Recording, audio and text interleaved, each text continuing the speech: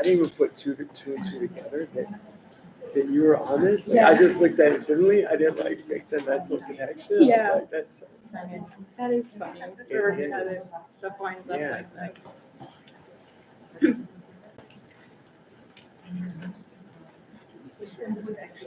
feel like Cincinnati is a big enough city. It's a small enough city that you always are seeing people you know, but it's a big enough city that you never expect to see. That's wow. Hey, by the way, Harvey. Hi.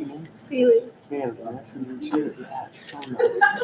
I've met you already. Yeah. What was your name? Nice to meet you, Harvey. Finley. All right. Cool. Nice to meet you. Yeah, very nice. All right, welcome everyone, and thank you for coming to Cincinnati Museum Center and braving the blizzard to get here.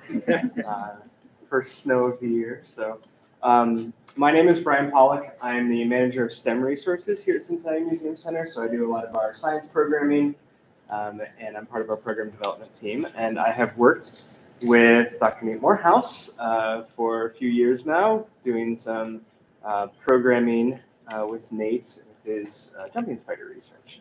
And so we were really excited about the IRiS Alloy series and hosting it here. We waited until we opened our new Advancing Health Gallery. So this is a brand new gallery that we just opened. We're really excited. So anyway, that is why we are here today. But I'm going to turn it over to Nate to introduce himself and talk a little bit about IRiS and the Alloy series, and then we'll get into the rest of it. Great, thanks, Brian. So I'm Nate Morehouse. I'm the director for the Institute for Research and Sensing at UC. We are an interdisciplinary research center focused on topics related to sensing, perception, and sensor technology development. Those have been subjects that have been a real strength at UC in the science, technology, engineering, mathematics disciplines for a long time, maybe 30 years. But rarely have those conversations brought in people from the humanities, from the fine and performing arts, from the social sciences. So one of the things that IRiS does is to bring those strengths in STEM disciplines together with many of the other strengths that we have at UC in non-STEM disciplines to do things like this. This is an annual series. This is our 16th of these. We've done them all over town. We did one in the Lunken Airport Terminal in the middle of COVID. That was interesting. We've done them at the American Sign Museum. We've done them at the Mercantile Library. We'll have 2 coming up this spring. We do 4 of them a year now. They're always free. They're always in an interesting place. We hope they're always on interesting topics. We also run a graduate research fellowship program at UC that accepts students from any discipline to train to think about innovation and interdisciplinary scholarship. A bunch of our IRiS fellows are here from this year. If you're an IRiS fellow, you want to raise your hand. Thanks. Yeah, thanks for coming. And we do an annual conference as well called IRiS Ignite, which we're planning for this coming one in 2025 tomorrow.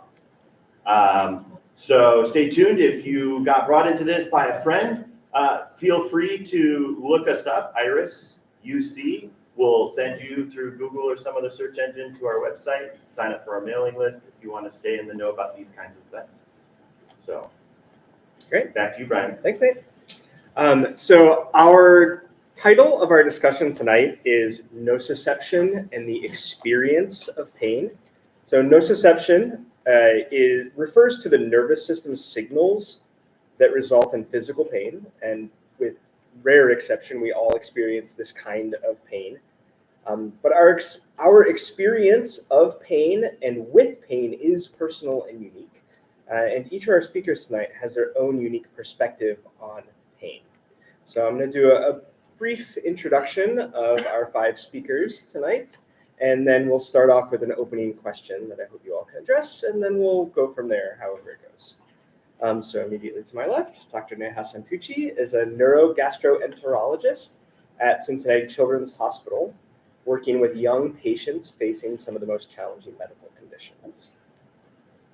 Harvey Lewis is an ultramarathon runner with a very impressive list of accomplishments in there, and I'm personally curious to hear your relationship to pain as it relates to running such extreme distances. Finley Smith is a youth disability advocate, offering a perspective on living with and understanding pain. We all enjoyed the music earlier of Bailey Miller, a musician and a graduate researcher in bioethics who draws from her own personal experiences to inform all of these domains. And Catherine Gold, our curator of history objects at Cincinnati Museum Center. And she brought some interesting objects related to medical history and pain, and we'll hear more about that tonight. All right, so our opening question, and sort of popcorn this around as we go. Please tell us a bit about the role pain plays in your work or life so we can understand your perspective to the topic a little bit more. I guess I'll just call someone out here to start. So since we already met you with your music earlier, Bailey, would you be willing to start off and tell us a little bit about the role pain plays in your life and in your work? Yeah, I think it's like kind of a push-pull. I think like on one hand, it is the reason for why I've chosen to do a lot of the things that I've done. And that stems from my experience having 2 rare spinal cord diseases that were undiagnosed for a very long time, for about 6 years, and possibly my whole life. So I have a very long like medical track record that has kind of like bloomed into a lot of other interests like bioethics, like I'm studying now. So on one hand, pain is like the inspiration for a lot of what I do, and some advocacy that I do, but on the other hand, it's also a restraint and something that I'm always trying to remove from my life. So I think that it's this tension that will never go away. Thank you. Would you like to go next, Finley? Yeah, sure. So I have a few chronic pain conditions that affect my life pretty majorly. I have Ehlers-Danlos syndrome, celiac disease, and POTS, which I always forget what it stands for. Mom, do you know? I would have a lot of the people know it's post-orthostatic tachycardia syndrome. Thanks, love you. But they've all kind of, I feel like I don't experience the world and just what it's like to live in a human body in the way that most people do, in a way that's very hard to explain. And I could talk about it for a very long time, which I probably will. But despite everything and despite all the problems it's caused me, I feel like if I had the choice to be born without those conditions, I don't think I would, because I wouldn't have been the same person that I am today. I think that my experience working through having those conditions and just learning how to manage everything at such a young age, because I'm only 19, has made me into a much stronger person than I would have been if I were born able-bodied. And I think that even though it really, really sucks and I hate it a lot of the time, I think it's given me a lot of perspective that has given me kind of a better outlook on life in a lot of ways as well, if that makes sense. Yes, thank you. Yeah. Harvey, would you like to go next? Yeah, so I'm a teacher. In fact, Finley's one of my former students. I've got a couple other students over here, which is great. But I'm also an ultra runner, and I won the world championship of last person standing last year, and set a record last year running 450 miles over 4.5 days. And through this experience, I don't take any sort of pain medicine before, during, or after. And I've had to develop like techniques to, I don't even use the word pain, like just discomfort. I've developed techniques to endure that.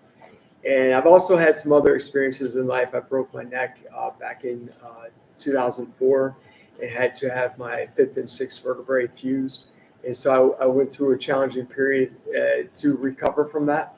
And so I've got like a little, definitely a different angle of coming at this. And I look forward to just hearing all your different perspectives tonight. Thank you. Thank you. So first three that we've heard from are largely a personal experience of pain and an approach to pain. You are bringing also a professional experience. Obviously, you have personal experiences with pain like we all do, but you have a very, in this panel at least, unique perspective on treating people with pain and pain conditions. Yeah, so I am a pediatric neurogastroenterologist, but my focus is really chronic abdominal pain. So it's a full circle. I see patients with celiac disease, hypermobility, POTS, who not just patients who have irritable bowel syndrome or have a little bit of pain, but it's more, these are kids who are really disabled by their pain. They cannot go to school. They cannot eat. They need tubes when their gut is functioning. Some of them cannot sleep. So really affecting a lot of different domains as a teenager. And then some of my NIH-funded research is now looking at what causes this, what factors affect it, and what can we do about it. So mostly looking at vagal neurostimulation or gut neuromodulation to treat pain. And then on the other side, in the clinical realm, we're trying to come together as a community, partner with schools, partner with communities to largely understand the pain experience that kids are facing, and also provide more non-pharmacologic treatment. So bring a more multidisciplinary approach with a dietitian, with a psychologist, and GI to give the best care we can. Catherine, you brought some interesting devices with you today. I think when we think about medical care and pain now, we largely think that the goal of medicine is to, at the very least, not cause pain when it can be avoided, and try to reduce it a lot. I know some of your devices over there were probably caused pain and were thought to reduce pain at the same time. So can you provide some perspective on that? Sure. So in my position, I'm more of a collect and study the material culture of pain management. So what are the things that we've used to try to treat pain over time? So within the collection, it's obvious things like surgical kits, dental tools, medical devices, various things, pharmaceuticals. We have a very large collection of, the patent medicines, the quack medicines. And then we have kind of these quack medical devices over here as well, both of which are using electricity in some way in their claims to reduce pain, but then they kind of expand those claims to include curing tuberculosis and epilepsy and cancer just by waving this light wand over, the afflicted area. So I kind of collect that material culture of trying to manage pain or treat pain. And then in preparing for this, the hole that I realized is in the collection is we have a lot of the practitioner side. I don't have the patient story in the collection. So what is the patient side of pain management or living with pain look like, and what are those material objects that can document and tell those stories? So I think that's a perfect segue, so that I'm interested to hear from each of you what it is like to deal with pain when you are having pain or when your patients are having pain. What are some strategies that you're using to either accept the pain and deal with it, or reduce the pain? What is your approach to that, and how does it affect you? I suppose when you're having pain like that. So, not sure who'd like to start. What I've been fairly lucky. Yeah. I've just had, I think, average life pain, Sure. bad feet, sore back. I reached the age where it's almost something new every week. Sure. You don't know where that came from. Didn't have that in my 20s or my 30s or my 40s. So it's you're kind of getting into that area. But as far as like dealing with it, I think I'm still at the stage where it's just kind of rest a little bit, Sure. deal with it, live with it, Mhm. kind of a thing. So I think I've been lucky, with respect to pain in my Yeah. life, kind of knock on wood. Yeah. So I can share some of my personal experiences too, that I've had strange pains come up. I had a bout of gastritis that was causing some pain, but it was unpredictable and weird, and I wasn't sure. And I thought every little thing that came up was part of this condition for a long time. And I wasn't even sure when I was better, right? Because you have pains all the time, and some of them indicate things, and some of them don't really, right? Don't indicate an underlying serious condition, right? So that can be difficult and concerning, especially when you have pain in like this area where things are supposed to work. Knee pain is one thing, but pain in here is really concerning sometimes. Can I make a question?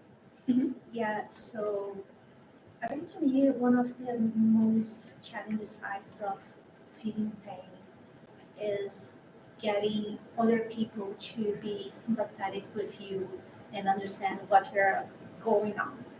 Because I live with some pain chronic conditions too, and for a long time, people don't realize the level of pain you are feeling, because mostly for you that live with chronic pain or for a long time, you have to learn how to keep it functioning up besides that, how to keep your mind in work, how to keep your mind in other things.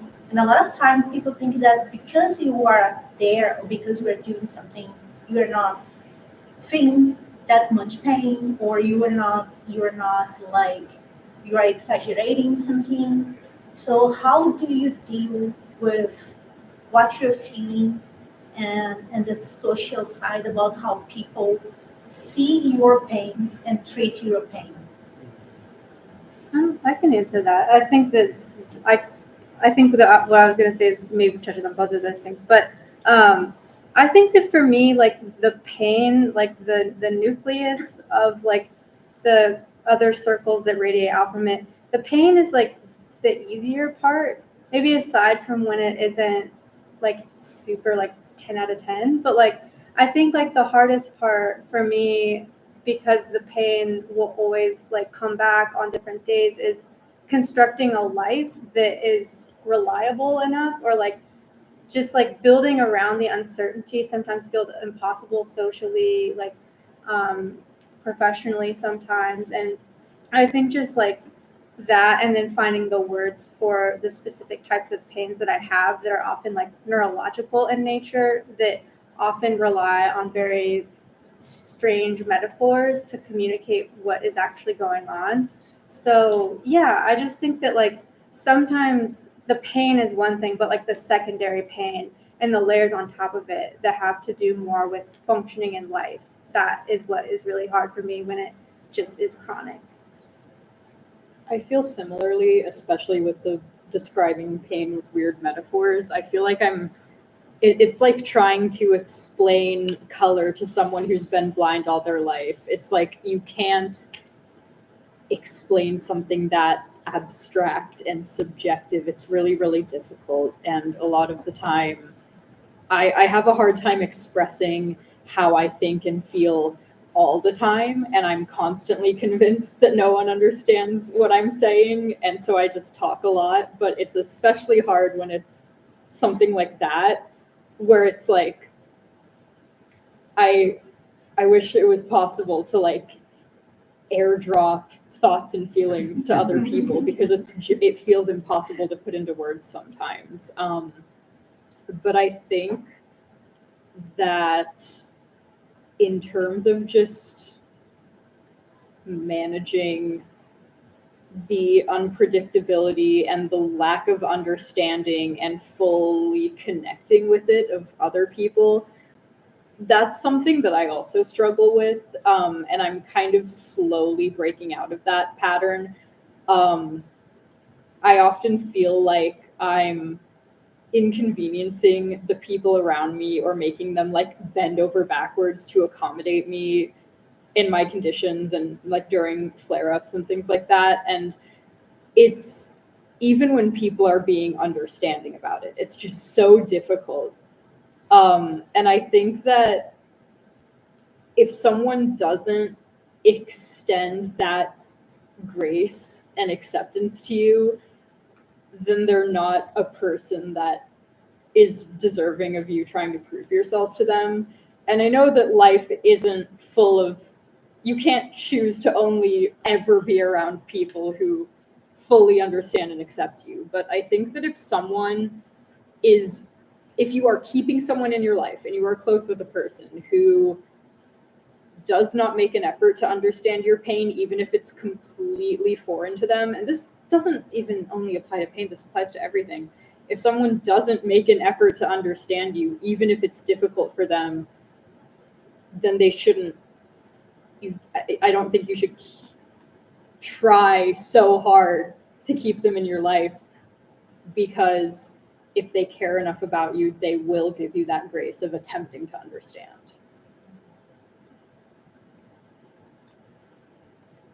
Curious when you're, oh, sorry.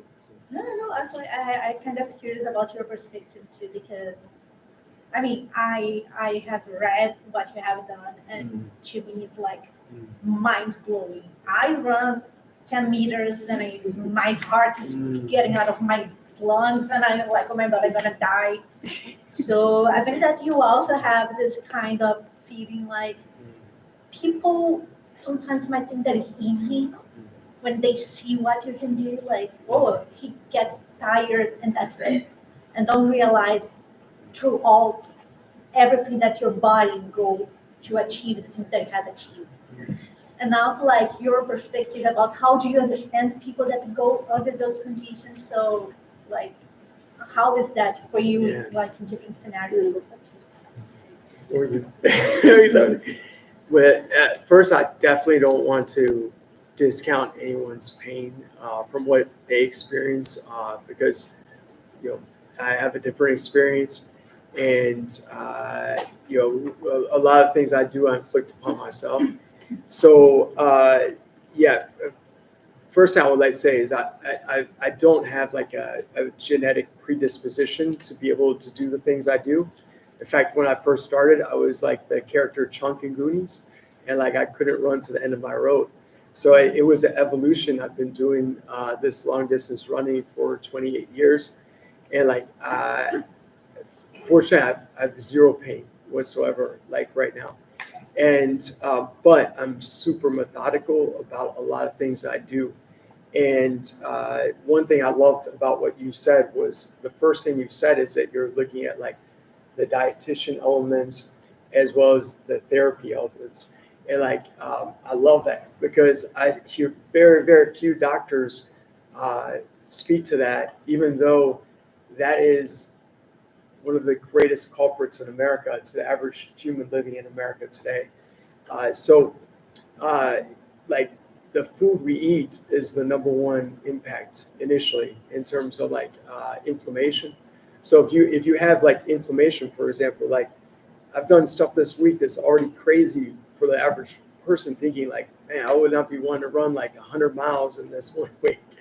But I don't feel any discomfort. I go run 20 miles, the next day I'll feel like nothing. Even I'm 48 years of age. And it's not like, it's because what I eat is one of the elements. I also go and see a guy named Mr. Miyagi. So he has these machines here. I'm like so fascinated by it, because he has like some machines today. He has got 4 machines, and he's got like a laser. He's got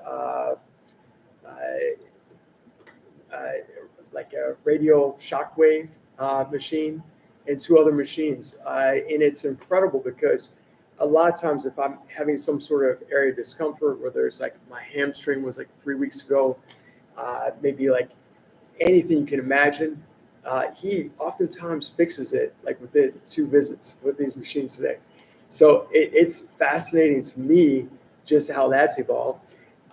There's other things like music, like that's really powerful. If I'm like running 450 miles, just the act of listening to music during those periods where I'm feeling discomfort can alleviate it. And another big element is breathing. Like, so breathing is really fascinating, but like I can breathe, and like the breathing, you relax your body, and you can also like your focus is a big thing. So I mean, I'm not someone who's saying like no medication whatsoever. I had a dermatology appointment last week, and they took off a mole, did like local anesthesia. But during that process, like I wouldn't want to look at the needle, and I also like I always do this thing where I like kind of squeeze my hand, like take my focus away from something else, and it's like your mental focus. It's incredible how you can with some of these methods for maybe the average American or human living in our time, you can really have some dramatic impacts on their overall like sensation and experiences. But again, it's not like for everybody, but I do see like there's some more things that you've probably gotten into. I'd love to hear what you have to say on that. Sure. So yeah, my part on personal side, I have experienced pain too. Again, not to the level, but I used to have a lot of chronic neck pain. Mostly, I think might have had trigger points because I would carry all my stress in my neck. And I don't know, as I grew up, it kind of got better. So part of it, I do feel, I've been told I might have hypermobility. So I feel like part of it might have been that. And we know kids actually, teenagers get affected worse than adults. So that period is really hard in their life. In terms of the patients I see, it is really hard. One of the toughest parts of my job is explaining what these kids have. And when they come to me, explaining what they have, because they come to me. Just a little louder. Sure. I'm probably the oldest one Yeah, here. of course. No worries.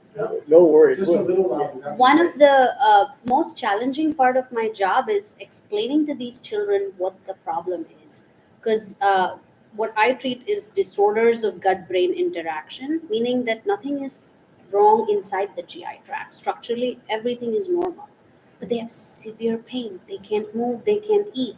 And it's very difficult to explain this when all the tests are coming back normal. And the biggest scare they have is, oh, I have cancer. I have something that is being missed. Every doctor looks at this and says, they do more tests and everything comes normal. Most of my job is really explaining this process, that there are nerves in your GI tract, which are like your brain. In fact, we like to call this the big brain, and that's the little brain. And the same imbalances that you have in a migraine is what belly pain would do. And then, when you conceptualize that there's not a single test that's going to diagnose a migraine, people understand that better. But many times what happens is when they hear nothing is wrong, but they hear. So the first thing they tell me is, so do you think this is all in my head? And I've hundreds and hundreds of children come and tell me the same thing. My doctor thinks this is all in my head. And if they go home with such a negative connotation of that, and sometimes it's like, you have 15-minute practices, you don't have time. It's so much easier to just scope someone and do this instead of actually go and talk about you could have this or you could have this. I think we can do it, a scope, an endoscopy, and look if everything is normal. But we know that this is really a condition that exists. What they always think is it's a diagnosis of exclusion, and then the acceptability is really hard. The other thing that has been told to some of the patients is they're ridiculed at school. School has been a huge burden. They're unable to go eat out with their friends for fear that they're going to have pain or nausea. They're unable to participate in sports. It really takes over their life. A kid who was a great soccer player is now, would compete at the state level, cannot move. Or what you mentioned about functioning, like it really, really hones deep. There was a dancer that I treated who could not dance, and then when she got better, we did a whole piece on how she had her she used to perform competitively. So I think a lot goes into it, and it's again to what you said. It's a very integrative approach. There's not one way you could treat it or the other, and that's why we have been looking at more ways a lot. And this is not just to abdominal pain. There are other disciplines that children who do for migraine, for example, they have the same approach. Or we have something called FIRST, which is a functional independence restorative program, where the goal is on functioning. A little bit to what you said about the layers of pain. In research, what we do is call it pain intensity and pain unpleasantness. So pain is not one dimension. It's so multi-dimensional. There is a sensory aspect to it. There is an emotional aspect to it. And sometimes people just get stuck on the number. but there are so many other layers to think of. I was just while I was driving here, I was listening to one of the podcasts on neuromodulation where they were looking at what should be outcomes of pain, and this is the International Neuromodulation Society. So the message was exactly this: pain intensity is just one thing. We should be looking at composite. How do you make a patient better? Okay, if a drug or a device makes 30% pain better by FDA standards, what does that really mean to a patient's life? Is it going to change what they do on a day-to-day basis? So making that impact of how are these treatments going to make you better? And we integrate everything. We refer to acupuncture. We have neuromodulation. We look at diet. We look at aromatherapy. We've integrated acupressure. My husband's actually here, and he works a little bit in the acupuncture space. So he's a dietitian. So we live what we speak, kind of thing. So I think it's that time and age where I think it's time to make the East meet the West and kind of start looking at the body as a whole in a whole person directed approach. The other issue is they will come to me thinking something's wrong with the gut, but there are so many other things they struggle with. Looking at dizziness, they have autonomic dysfunction. So most of my talk is how the gut and the brain are connected, and how this is more of an autonomic dysfunction. And it's not because these kids are scared. They've seen 7 people. They've seen a cardiologist for POTS. They've seen a neurologist for migraine. They've seen me. They've seen rheumatologist for joint pains. Every time they go, they get a new big, I call them DGBI. Another person will give them another diagnosis. And they're like, what is wrong with me? I'm just why can't I just be like the next teenager there? So sometimes just explaining that there is one central physiologic problem and not so many just helps them conceptualize better, takes some of that relief off. And then I think there is an element we have been looking at, which is pain catastrophizing. Once the pain starts, pain causes more pain. So if you get into that cycle, it becomes really hard to break it.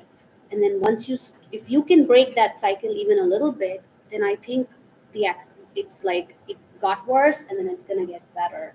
So focusing a lot of that, some of the work you mentioned about when you listen to music, that is the gating of pain theory. So normally all signals are going to the spinal cord, and there's gates and mechanisms to take that up, and there are layers. So you could essentially block signals coming from the nociceptive signals that are coming by increasing signals from other parts of the body, eyes, ears, breathing. And I think we use that quite a bit in treating these patients. This is not just distraction, it's also a mechanism by you can heal pain. Can I take the husband reference as a segue? Of course. I just want to say, I have so much to talk about. I was an athlete, I was a wrestler, so pushing yourself to the limit, definitely identify with that. I remember being in a match and just not being able to breathe, and then you're in overtime, and I'm just like, how the heck am I going to get through 2 more rounds of this? I can't breathe right now. So definitely there's a mental aspect, and just in general, this I wish this was televised, because there's so much junk on TV. We were talking about how to get other people to understand your pain. I think pain makes a person so much more empathetic. If you don't have any pain, you're just gonna go around in life and you can just be a jerk to everyone and not try to understand. If you never feel how pain is, it's hard to sometimes be empathetic. I wasn't doing anything athletic for a long time, and then all of a sudden I started training for a 5K for the pig. And all of a sudden I had so much more respect for all the people running down my street who looked miserable. I always looked like, I get it. I forgot for a long time. I made notes because I don't want to forget anything. You're talking about food. I'm a dietitian, so definitely I agree that food can really help with pain. I worked at a pain management clinic in New Orleans. But actually, I'm just about to publish a book right now, and if it was done, I swear I would have brought a free copy for everyone. But I think I actually linked up with someone to help give me a graphic designer to get my last graphic done, so I can finally get it done. But it's called The New Health Consciousness, because basically at 19, I thought I was so healthy, all the doctors and all the King's Men, I did all the tests and everything was normal. I had no energy. I felt like death every single day. And it was hard. I couldn't get anybody to believe me. I worked at a banquet hall, so naturally everybody thought I just did drugs. You know, always a server, you know, he's always out of it. You know. Or it's like it's depression. Yeah, or he's something like that. depressed. So at age 19, I was 225 pounds solid muscle, but I had so much pain, back pain, neck pain, I had no energy. And finally, I found acupuncture, and I found yoga, and I found thinking positively, and I found eating more traditionally, like whole foods, not just food products. And after everything I did, I started to feel better, and I just like went from death to bursting with energy. And now I started a health center with acupuncturists and yoga and holistic health center because I felt the pain of suffering, having bad health, having no energy, you know, and I just wanted to help everybody I could. So I think a lot of things today are preventable, but we have a lot of people with these gadgets, right? And they come out and they're like, oh, this is alternative, and you know, here, wave this magic wand. It's not that simple, you know. You have to get your body back in balance. So I think a lot of things are preventable now, and instead of always looking at technology, we look back, like using acupuncture, but in technology to stimulate the ear, the acupuncture points to help with pain, like Dr. Santucci is. And I think, yeah, that was all my points. So I've heard something come up a couple times, and that it's about expressing your pain to other people. I've been to the doctor with pain and been asked to, on a scale of 1 to 10, where 1 is very little pain and 10 is the worst pain you can imagine, how bad is this? And I say, I have a very vivid imagination. 10 sounds real bad. I don't know. 3, I don't know. Like, I have no basis for this, right? And so, of course, if you're going being treated regularly, you're basing against your own scale. But how do we relate to other people's pain? Is my 3 your 6? And what does it mean if pain is burning or tingling or all of these words that we're asked to use? And it feels very difficult to express your pain to somebody else in a way they can understand. So I don't know, what are some approaches that you can think of that how do we relate to each other? Or can we? Is this hopeless that we could ever truly empathize with somebody else's pain? Well, I am an artist, and that's something that I've used to get through pretty much everything in my life. I'm currently going to NKU majoring in visual communication design, but I've been doing art stuff kind of my whole life. And over the summer, I worked with artworks, and I made an art installation and a series of photographs called Horror Reality. And it was about my experience living with chronic pain, using nature as a metaphor for that, because I liked the implications of nature sometimes growing in spite of itself and being something that's so uncontrollable, but yet so like omnipresent and like beautiful and complex. And that's kind of how I view my own body. And I think that that's the best that I've ever expressed how I felt, like in my entire life. And it's also the coolest art thing I've ever done. And I'm really proud of myself for it. But I had a lot of people who I know come up to me during the opening of this exhibition, and it was a group exhibition. So there were other artists that I worked with. Their work was also in the same gallery. But I had a lot of people I know come up to me and just talk to me about my experience with pain and their experience. And it made me realize that putting all of these feelings into my art made people in my life who I'm super close with understand a part of me that they've never been able to understand before, or that I've never been able to express to them before, even though I'm really close with them. Like, something that I did in one of my pieces is that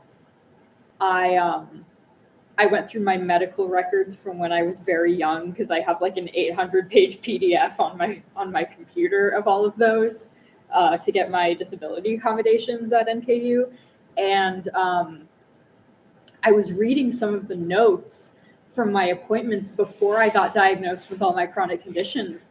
And it was just like, I kept thinking to myself, oh my gosh, like these notes are so mean. Like, these people were acting like I was being so dramatic, and I wasn't. And so I collaged all of these statements like, oh, they'll dig in their heels, or they'll start hysterically screaming, and they over dramatize over images of centipedes on a log. And it was a series of photos where, as you went on, there would be more and more bugs on the log. I don't know, very conceptual. But my friend Ray came up to me and was like, are these like real things that people wrote about you? And I was like, yeah, they're my medical records from when I was 6 years old. And she just like started crying out of empathy. And it was weird, because that's an experience that stuck with me, because I think that is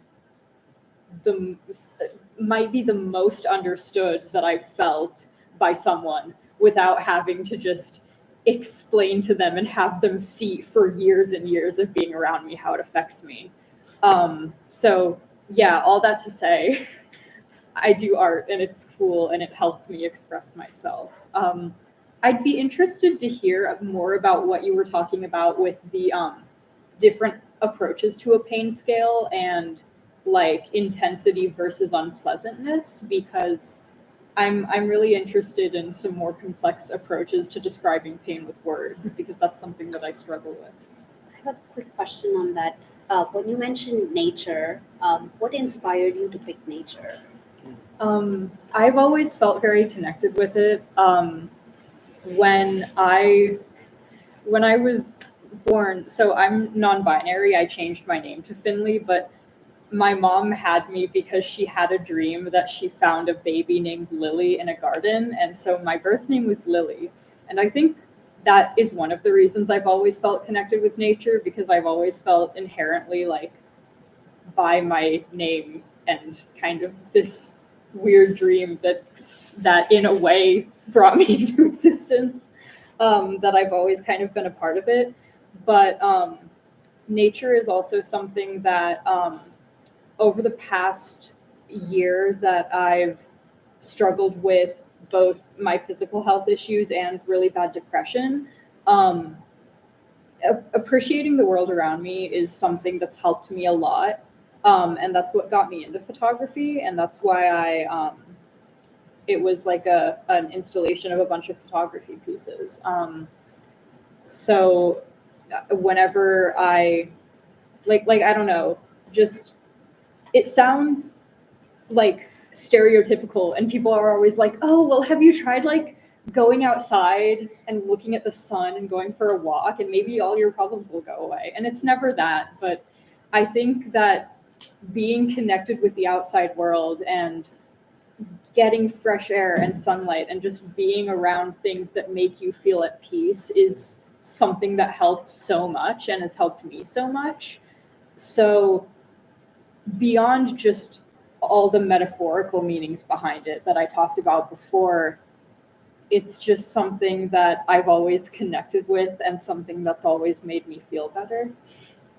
That's what I thought. I think nature therapy, essentially, there is guided imagery, which is where you do scenarios when you're in pain, you look at the beach, or whatever someone can conceptualize and make them better. So I was curious if that made a difference. And we've been trying to explore more virtual reality guided mindfulness.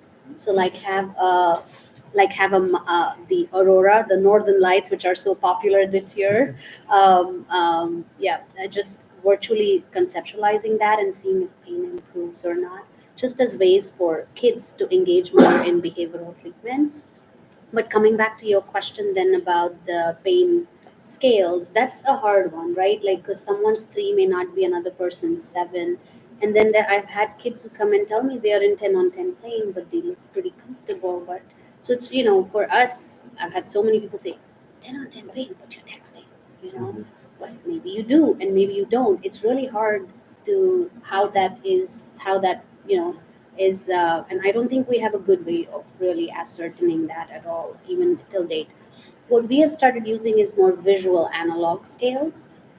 So people can get, it's really hard if you've been in 9 out of 10 pain all throughout to really know if something is going to make that. Like if I start a treatment, is that 9 going to move at all?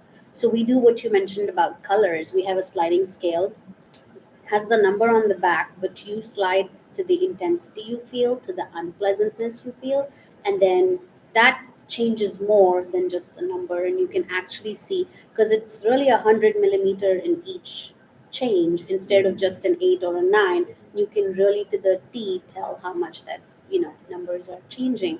And then coming to pain intensity and unpleasantness, it's that concept of how can there be pleasant pain and unpleasant pain? But really, like childbirth is an example of pleasant pain, or so it's like how you even conceptualize or emotionalize pain. You could have a different perception of how you feel it. So we are trying to understand a little bit more along those dimensions, and how do we capture all of this when we talk about pain. Sometimes it brings a euphoria, like in the sense of like I've been running a race and falling asleep, and I fall down and it just knocks me down. I'm like, oh, I feel this sharp pain, and it just like bolts me back to life, and I'm like getting mad, I'm like furious, and I'm like, all right, now we're going. It just brings right back into it. But I definitely really love what you said about nature. I mean, nature, I feel, is a really powerful healer. And I think that's another thing, getting back to like a lot of where we are as a country and a civilization, and thinking about a lot of people don't get a lot of time outdoors these days.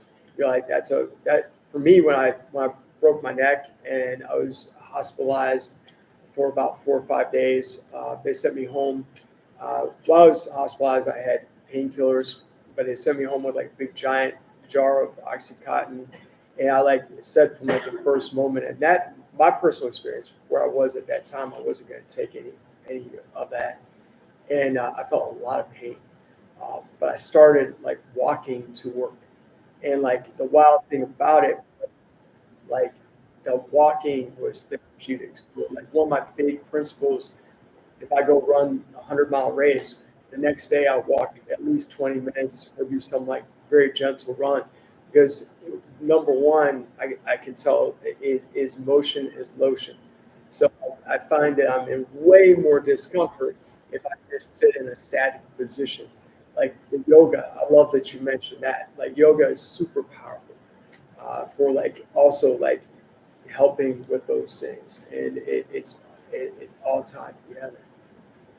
Did you say that you fell asleep while you were running? Exactly. Yeah. When you run Yeah, 4 because days I straight. run for so many days. The one race was like 4.5 days, and I didn't sleep until the 4th day. So like the 4th night, I would fall asleep a little bit, and then I did fall and like fell down and got back up. So is it like slowly dozing off? You just pass out? Like, No, what is- usually it's like I'll just fall asleep for like a little microsecond. Oh, okay. And I'll wake up. But like, in some instance where I like literally fall asleep for like a second, I'll lose balance on this like trip over something. You worded it to sound really Yeah. alarming. Yeah, no, it was like nothing happened to me. It was fine overall. I just wanted to add one thing. Yeah. I gotta go, then I gotta put the kids to sleep. So, Yeah. But about nature as healing, I love finding the technology and the research to back up the traditional,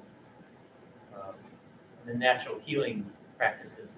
But what I'm finding is, and what I talk about in the book, is that the electrons that is mostly the healing part of nature. Like the sun gives us energy, the fresh air. Naturally, we all know, I think, inherently that go outside and get some fresh air. It's just going to help us feel better, especially if we're going through some, difficult time, stress or pain or whatever. Fresh air and feeling the ground, earthing. Basically walking barefoot like everybody used to, but now it's called earth. Got a special term now. But it's really the electrons and getting those electrons. One thing I forgot about the diet was the other thing I'm finding is they can test the charge of food, and the more natural food, it has a higher charge. So they're in the more alkaline food. We hear about the alkaline all the time. It's because there's antioxidants, and then you have the acidic food. Those have more of the free radicals. So they're taking electrons versus giving electrons. So the body's electric, and the nature is really it's giving us that electricity. It's helping us fuel us. I got the kids a bit. We got a hand up. Yeah, my name's Steve Doler. I'm with the DAPS Industrial Design Program, and there's a new branch of design that's starting to happen. It's called biophilic design, and it's bringing nature in, and it's proving to be very beneficial now that we have so many people that are going to be working remotely and are graduating and working remotely, and they're always in one place. And we're seeing a lot of new health injuries and conditions coming up from sedentary work styles, and also the fact that somebody wakes up in a room, they work in a room, they watch TV in a room, and they go to sleep in a room and never leave the inside. So, those are different areas of big pain that are down the pipeline for our society and the workforce. And one of the things that they're doing is bringing nature in and finding ways to do that. So, I have one quote to maybe mention based on your original question. And I don't know if anyone else has heard it, but it's from Elaine Scarry, and she said that to have pain is to have certainty, but to hear that another person has pain is to have doubt. And I think that is a very interesting thing to about, that maybe the lack of having good scales, quantitative scales, or even multidimensional ones, we may just be coming up against something with pain that is just fundamentally sometimes impossible to communicate. And I think about that a lot, and how much metaphor might play a role or not play a role in things. So yeah, I don't know. That's what I was thinking about. do you want to know? Do you want people to know that you're in pain? Yeah, because I think that it's it's important data, because if I'm just kind of acting super sluggish, I want people to know why. But yeah, I think that usually I do, because it feels like just another part of who I am. I don't know how you feel about it. No, I agree. I don't. It makes me really upset when people don't recognize or understand that I'm in pain, because I think it's such an integral part of just how I experience life. Like I said before, it gives me the same feeling as when you're, I don't know if anyone else has had this experience, or if I'm just being an edgy teenager right now, but if you're hanging out with your friends and you're kind of sad, but you don't want to say anything, and you're waiting for someone to notice, but no one notices. That's what it kind of feels like, being in pain, but not being able to describe it, or not having other people understand it or recognize it. It's just upsetting to me. I have a question, I think more for Catherine. So something that, Can you speak up? I can. So both of you have told about your medical reports, how they were traumatized and that. And historically, we have the doctors dealing with pain different, and we have a bias between how they treat pain, men and women. We have the hysteria in women. So if you're feeling pain, you're just being dramatic. You're just trying to get attention. You're just trying to do a lot of different things that most of what we know today about pain and how our body functions comes from male bodies. So I would like to hear from you more like a historical approach. If you true like you brought like some tools that they have used and how this reflects how they were dealing with pain back then and how this. So this conversation about being understood and being able to communicate your pain, from my position as a curator, it made me think back to patent medicines. So exploded in popularity post-Civil War, and they were basically these tonics and elixirs, these medicinal compounds, these vegetable compounds, and essentially they were like some roots and herbs juiced up with alcohol, cocaine, opiates, morphine, heroin, all these things. Basically, they were just juiced up. And they really exploded in popularity because they became accessible and they were fairly inexpensive. So medicine back then, is going to sound familiar, was very expensive, prohibitively so. Little Americans didn't have access to doctors. And these patent medicines came out and you could buy them over the counter. They were unregulated, ingredients were unregulated, claims were unregulated. I mean, you look at the list on what these things will cure, and you think, it's God in a bottle. And you could get them over the counter, but you could get them by mail order. And one of the demographics, the opioid epidemic we're in currently, we've had one before, and it was in the 19th century. Patent medicines, one of the largest affected demographics because of patent medicines for opioid addiction was women, because of the stigma of talking about their bodies, talking about health. The doctors were mostly men. They were dismissive and insensitive to their issues, their concerns, dismissive of their treatments, being hysterical. A lot of medical science at the time kind of pinpointed what they would call female complaints or menstrual disorders or disabilities around the uterus and stuff like this. And so just completely dismissive. And so for women, buying via mail order these elixirs and these tonics that promise to cure all their ills, which, given the amount of opioids in them, would for a little while, temporary relief. But a lot of what was driving that dependency through these medicines was not listening to women and not understanding women, or the stigma of women just talking about their bodies. It's still bad now, and we're still dismissed now in the medical profession. So go back, to the 1870s, 80s, 90s, and just kind of compound that with stigma and shame in talking about your body and your illness is an issue. So from a historical perspective, the driver of one of our first opioid epidemics was in some way gendered by driving women to these secret tonics and elixirs instead of seeking legitimate medical treatment. So there are historical roots in a lot of seeking pain medicine or pain relief through various means, non-traditional ways. So that's when everybody keeps saying, how do you make yourself heard, or nobody's listening to me, or how do they understand? Just from a historical perspective, I immediately went to women in these patent medicines, and that was their little secret. That's how they were able to find pain relief. I'm going to make a quick comment on the gender differences that I see.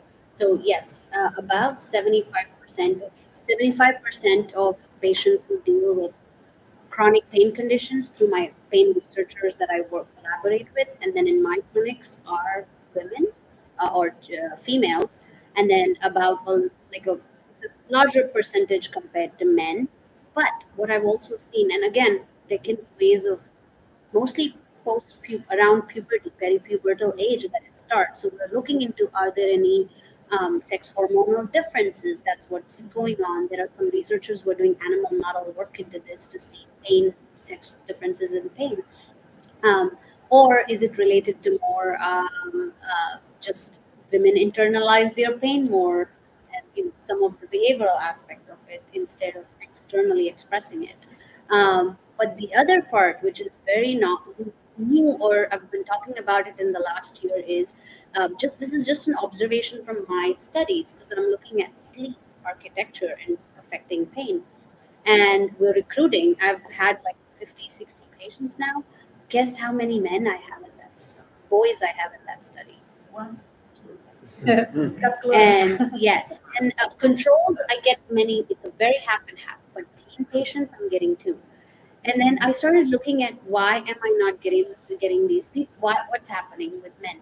So they are actually going into my exclusion criteria because they're either suicidal or they're so dysfunctional and disabled that they cannot participate in pain. So the myth that women are more hysterical than men might not be true after all. Like at the end of the day, I'm actually concerned for the boys who are getting it because they're really getting worse. But I think we have to somehow debunk that mythology that it's all hysteria or it's in there, because when it affects men, it's really affecting them in a way that they're worse than what I'm seeing with females in terms of functioning. That was just a very observation, and I started digging more and started asking more, and we're like, and we started looking at the numbers of suicidal ideation, and we're like, we wouldn't have thought that is not what it's so contrary to what popular belief would be. I'm curious. I had a question about that, and actually kind of around first I was reading. We're having a conversation in a circle, and maybe it's a bit of like a language thing, maybe it's like a values thing, but the man on the panel doesn't use the word pain, right? So there is like a way of talking that is, it's men aren't just necessary. I mean, men were the practitioners back then; they were denying women's pain, but I feel like men deny the existence of pain and have maybe been using the narrativistic approach for longer, albeit against other people as well as themselves. So like there's maybe something going on there. And I was wondering whether or not you've had experience where you're talking to a clinician. Have you noticed more males having to be convinced the thing that they're experiencing is pain as opposed to better described with some other expression or some other thing? It's interesting. I think I've had definitely when like a 17-year-old male comes to see me for the first time, they will be a little bit less talkative, and their parents are probably probing more. Usually mom is talking more about it. And then I have to like really dig the words in and get the words out. But I've had similar experiences with teenage females too. So it's not always, I could say, more on that narrative that they don't talk about their pain. But you might be true in some sense. I really have to like bring on some words because they'll be very focused, like little words coming out of, I have pain, yes. What type of pain? When? And, I have to do more leading questions versus nots. They might be true, but it's not always the case. I've had the same instance with females too now where some of them are so shut down by the time they see me, but some of them are like, what's this fifth doctor going to do different than what the four have told me already? Like, this is a waste of my time. I'm here again. I've been told to come. So sometimes it's all those emotions are like shut down. There is legit medical trauma too. Like if they've undergone testing over testing, that whole experience of coming to a hospital might not be or a clinic might not be a very pleasant one. But that's an interesting, I'm going to pay more attention to that now. I had a couple of things that I wanted to ask. I can take the opportunity since the foot's in the door. I thought it was interesting, and maybe this is a bit of an observation, but I wanted to see whether or not you agree with this. When you were talking about your installation, sorry, I didn't catch your name, so I want to address it. Say again. Finley. Finley. Yes. You mentioned your installation and the use of nature, and we talk about nature and beauty and like healing property of nature, but I sometimes think too, there's a quote from Werner Herzog when he's in the jungle where he talks about the fact that it's easy to romanticize the sounds of the jungle, but it's actually that nature is crying out in pain, and that there is an intent, and you're actually in the presence of intense murder and suffering. And we don't necessarily think of it that way. And I think there's a duality there. And it's almost like when we talk about nature, when we think about nature, nature's less nature itself, and it's symbolic of a thing that the human brain and language can do to perspective, the same way that we're able to translate the sounds of nature and the presence of all of that pain into something very beautiful. Seems simultaneous in the way that people are talking about their perspectives on pain. I think we've got a divide on the panel, sort of, although it's not perfect, between clinician and experiencer of pain. And there's a pretty strong undercurrent of this idea of whether or not pain is something that should be prevented, or if pain is something that gets sublimated into meaning, whether or not it's art or accomplishing something with sport or making big decisions in life. I just wanted to know two things basically, so I'll wrap it up. But the main thing is, how do you settle the tension between the clinical perspective on pain, the cessation of pain, versus the sort of existential, often post hoc, but also deeply meaningfully attached relation to pain, where it does seem to be the source of a lot of art, culture, meaning, self-identity. What's the line there, and how do you all think about it from your particular vantage? Well, I think for me, going back to what I kind of said at the very beginning of all of this, that like if I could snap my fingers and get rid of like all of my conditions, I don't think I would, not because they don't like totally negatively affect me, because they do, but because I would have such a different outlook on life, and I would be such a different person. I would have such a different personality, such different friends and interests and experiences if I didn't live the life that I am living because of all of these things. And I think that a lot of people who have any sort of lifelong issue, whether or not it's pain or whether or not it's physical pain, would have the same thought. Not everyone, but I think a lot of people would. And I think that there's this idea that we need to, cure all these things and prevent them all no matter what. And I think that does apply to, things that are completely untreatable and uncurable, or like usually terminal, things like that. But when it comes to, treatable mental illnesses or disabilities, cognitive or physical or chronic conditions, I think that it's more just the world that needs to change rather than trying to cure people. Because I do think that a lot of people have gained perspective and identity and personal experience from these struggles to the point that trying to get rid of every thing like that, every possible condition and every possible thing that could cause pain, I think it would be denying a lot of people their own experience of finding strength or embracing parts of who they are, if that makes sense. It's really powerful way of Thank saying you. it. I love your statements. That really get my mind going, and it brought me to a place of reflecting on my own experience. And when I'm doing, the reason I do these really difficult events is because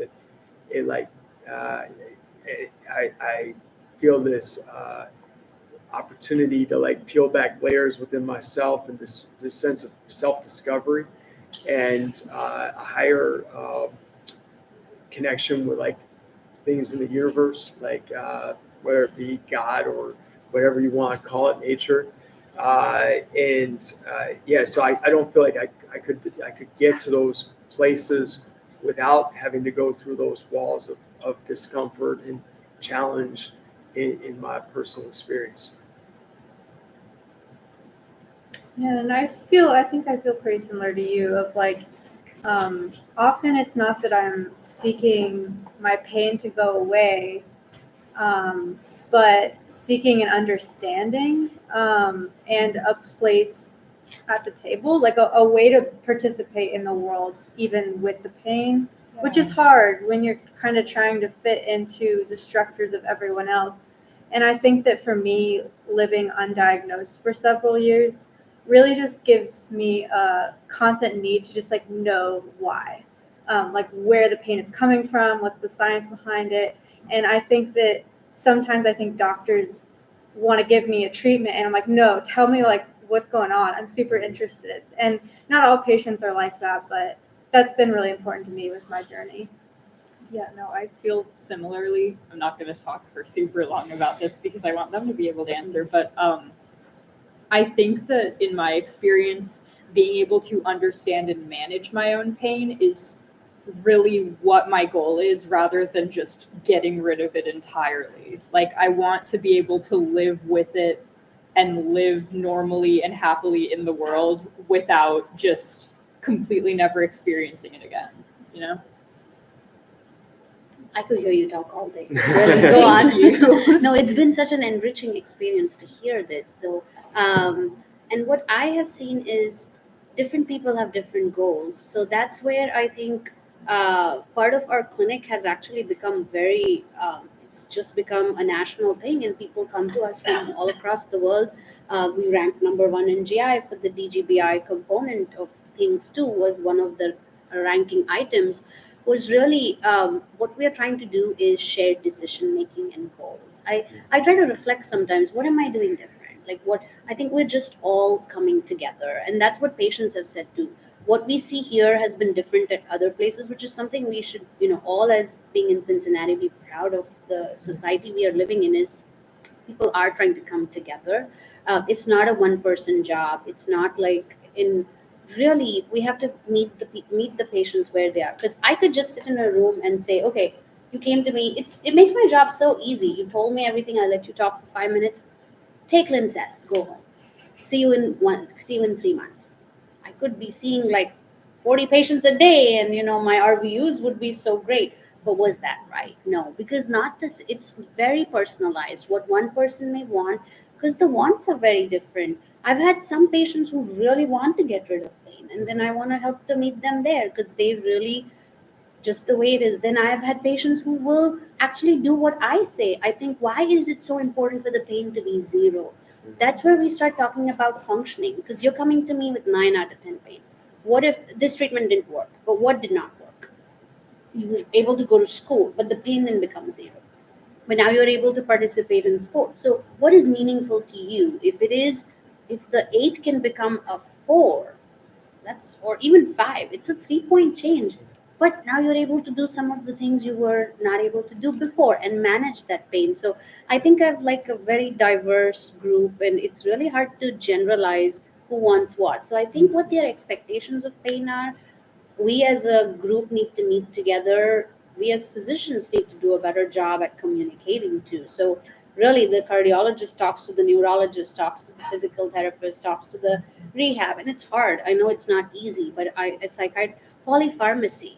That's become such a huge problem. Sometimes when they come to me, they come on 30 medicines. My role is actually to decrease them and not increase them, because I'm like, which of these is actually working for you? We looked at our sleep outcomes in children who had abdominal pain, and then the ones who were actually on all these, one of the reviewer questions was, what are these medications doing? Because these medications, some of the psychotropic medications help sleep. They were, guess what? The ones who were on more medicines had worse sleep compared to the ones without. How do you even think about that? Maybe because you're so disabled and you're a more severe phenotype, and that's why you're probably having those issues. So sometimes you really want to cut, I'm doing the opposite of what you would think.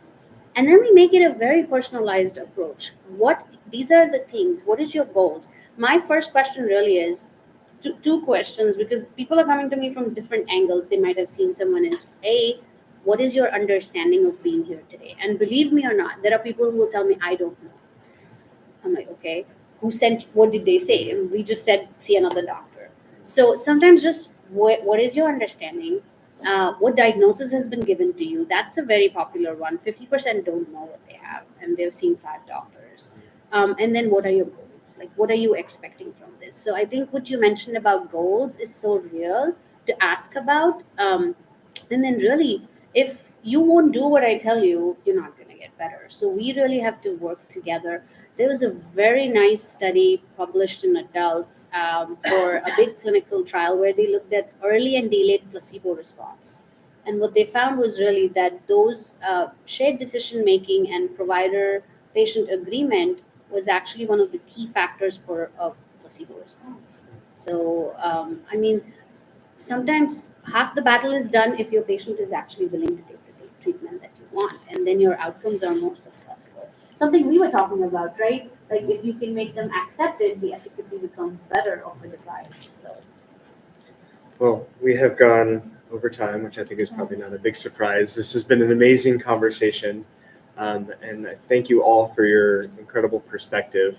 I'm going to be around cleaning up chairs and hanging out for a little bit. And so if there's more questions, if people would like to know more about our gallery that we recently opened, please feel free to come up to me and ask. And thank you again so much for everything you've shared tonight.